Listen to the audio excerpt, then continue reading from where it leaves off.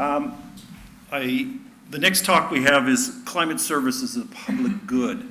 And it's really looking at climate services as that public good. And we have Hanssen Bauer from the Norwegian Centre for Climate Services and Norwegian Meteorological Institute. I'm a little slow here, just bear with me, Ingrid. Thank you for inviting me to answer this question from my point of view. Do you see your presentation Oops, there? it's, yeah, that's one.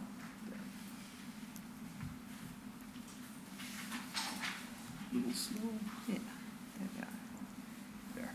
Okay, yeah, so I will try to answer it from my point of view. Let's see. This.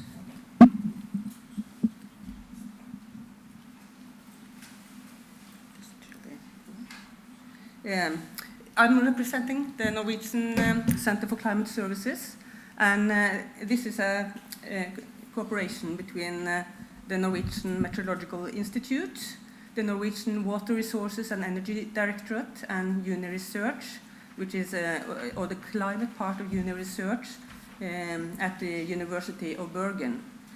So we are a virtual center. We are not located at the same place. And in our board, we also have a representative for the Norwegian Environment Agency. So from my point of view, of course, I would say that climate services is or should be a public good. Well, that doesn't mean that it only should be public, but parts of it needs to be public. The purpose for climate services, I would say, is to provide decision makers with information relevant for climate adaptation. Adaptation to the present climate, to the coming climate, to different time scales. But this, in this short message, there is something hidden, because climate or consequences of climate changes work in lots of different ways. We have the greenhouse emissions that directly affects the CO2 concentration in atmosphere and oceans. And then the concentration in the atmosphere leads to global warming, changes of precipitation, wind currents, and so on. But again, these changes affect on the hydrological system, different variables, runoff, risk for floods, droughts, snow conditions, and again, all of these works on the physical nature, erosion, landslides, avalanches, sea level, and all of these effects on terrestrial and aquatic and ocean ecosystems, and again, all of these affects the society. So climate adaptation is not really only adapting to the changing climate, but also to the changes in the whole system. In climate services, I don't include going back to the emissions, but a really different way of reducing the greenhouse gas emissions.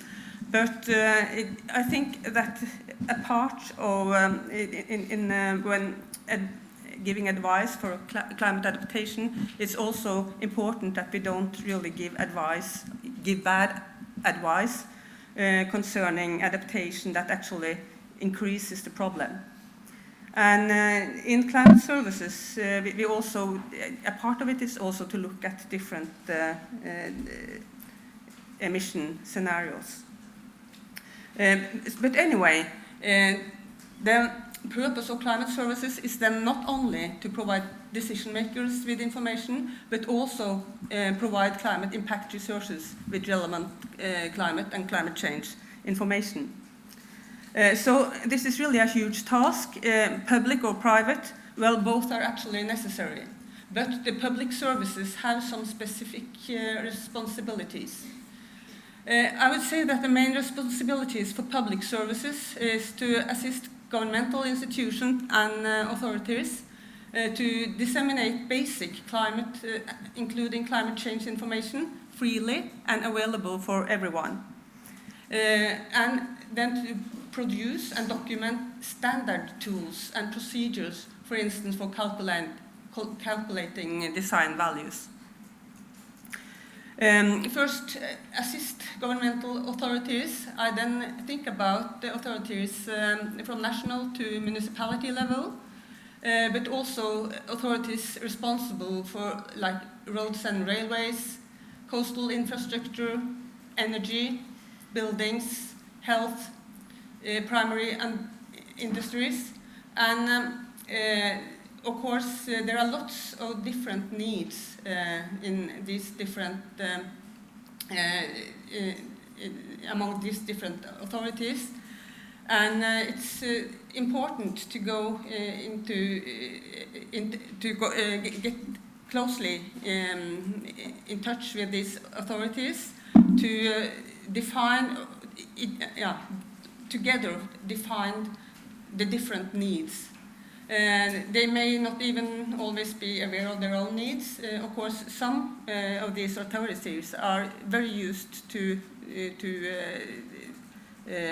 relating to design values, such as road and railway authorities. But for other parts of these authorities, they are not actually very used to thinking about climate change.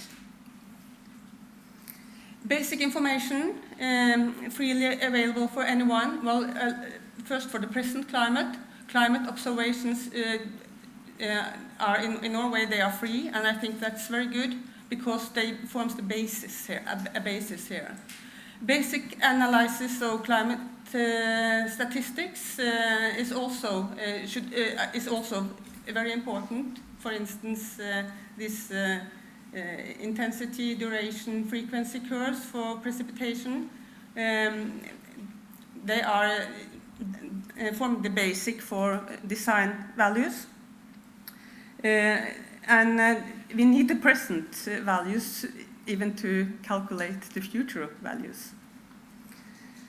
For the future climate, I think that the synthesized information on relevant climate projections, that is a very important task.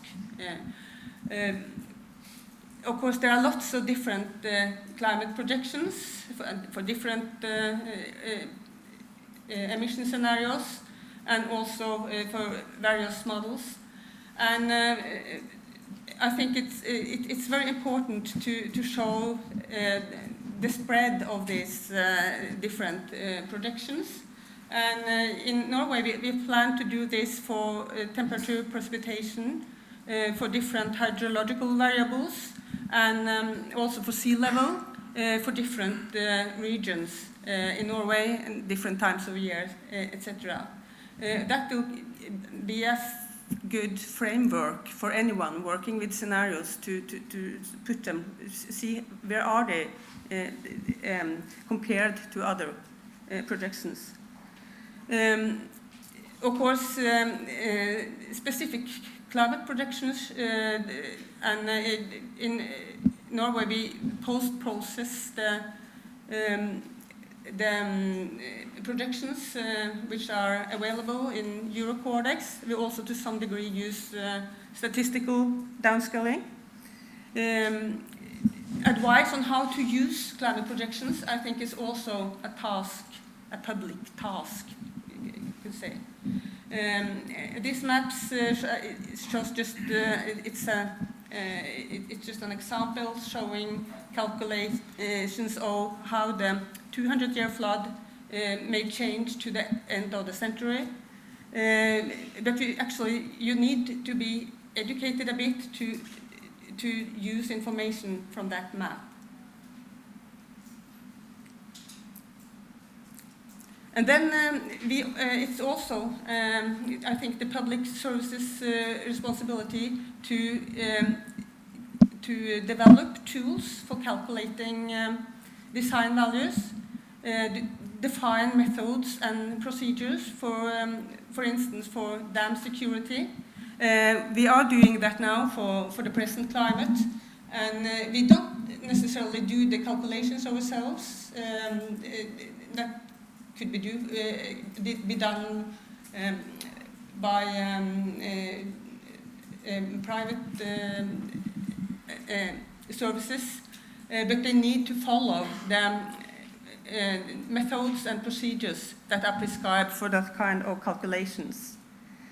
To define climate factors, I think that that is a task which has to be done in cooperation with the scientific experts, with the authorities. And I think also the Climate Service Centre has an important role here, and also for communicating all this information. We need climate factors, for instance, for heavy rainfall, for floodings, for storm surges. And it's important both to look at the historical development and look at the future models to find the best climate factors. So, to sum up, why public services?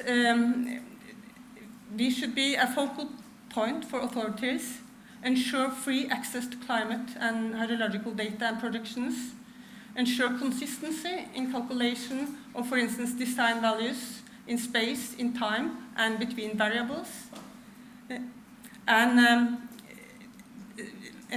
make a basic framework to put single studies into a context. And as it was said, this framework has to be recalculated every 5 or 6 years or so to take in the new information from IPCC. And I think these will be the main points for public services. But still there are lots of room for private services, tailoring climate data for specific tasks and areas. The public services will always be limited concerning spatial resolution, time resolution, and also the number of variables and combination of different variables. Thank you. Thank you.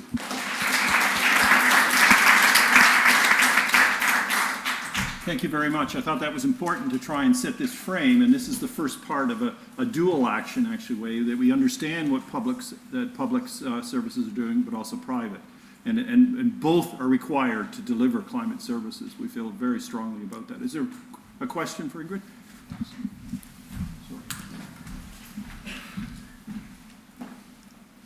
More question for myself. I'm Jeanette Besseling from KLMI. Implicitly, you're saying that there should be national funding, governmental funding for all the things you mentioned. But I think that if I look at the little knowledge I have from different countries, that's not the case everywhere in Europe. So how do you think about that? Well, I think some of it should be should be official funding. But for instance, for research, we will have to apply for money as everyone else, and cooperate with the best institutes, so everything can't be financed directly through from the government. But I think parts of it should be financed that way. I was just going to say, I thought you might want to say something. Well, it's a question about the observations, the data records that you need to address some applications. For some applications, I'm sure that at maybe a river basin level, you need observations from neighboring countries or statistical analysis from neighboring countries. So how do you ensure that there is consistency across this information? We have a very good Nordic cooperation for climate services. So it's easy to exchange data. And climate data are now free both in Norway and in Sweden. So you also use the same methods the same calibration, bias correction? We are working that. I can't say that we are doing this, but we are now comparing our methods and looking at the results. So we have started the process of getting or standardizing methods, but we are not there yet. I think we're going to have to move on. Thank you very much. Much appreciated.